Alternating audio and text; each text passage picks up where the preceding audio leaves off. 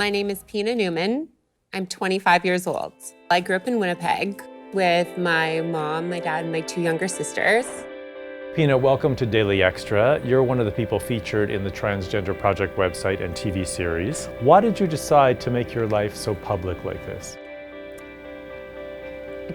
I'm not entirely sure. I guess it was just an opportunity that presented itself to me, and I thought this would be a really great way for me to kind of not only share my story so that other people could hear kind of some of the things that I've gone through, but also that they could look to someone and see like I can relate to this person in a way, which was something that I found incredibly helpful when I first came out. You know, like I went searching on YouTube and throughout the internet for other people I could identify with. So I guess in my head, that's kind of what I was thinking at the time.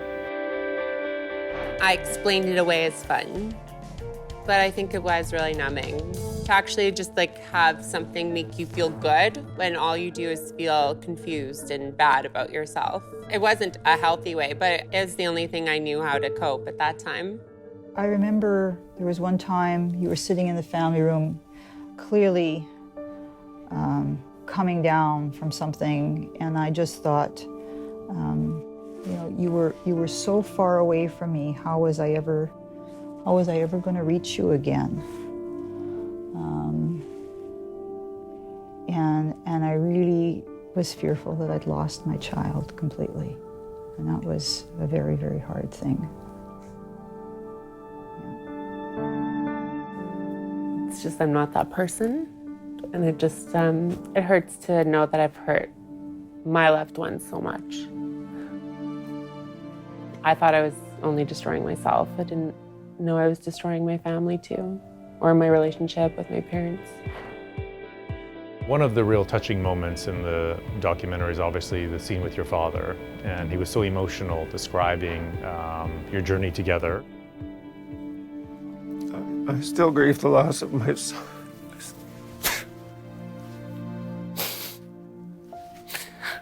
I'm gonna have to take a break. Yeah, we can take a break.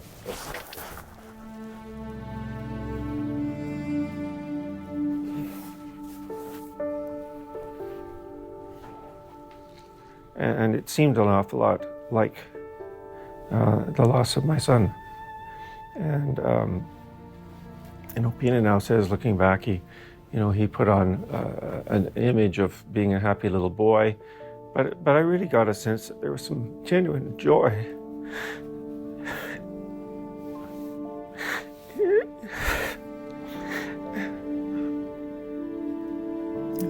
And I obviously missed a lot. What's your relationship like with him now, and how did that process affect your relationship with him? Definitely, at the beginning of transition, it was definitely a roadblock for us. I think there are a number of other factors that played into our relationship, but at the end of the day, like we just weren't moving forward really the same way that, say, like my mom or my sisters and I were. So it was challenging, and it was really difficult, and there was a lot of hurt there for both parties, because the less that I felt I could engage with him, the less I actually tried as well. So it was, that part was hard, but we got to a place where we both kind of were available to like open the lines of communication, be a lot more there for one another. And now we're in a place where like we communicate much better than ever before. I'm incredibly honest with him, and he's incredibly honest with me.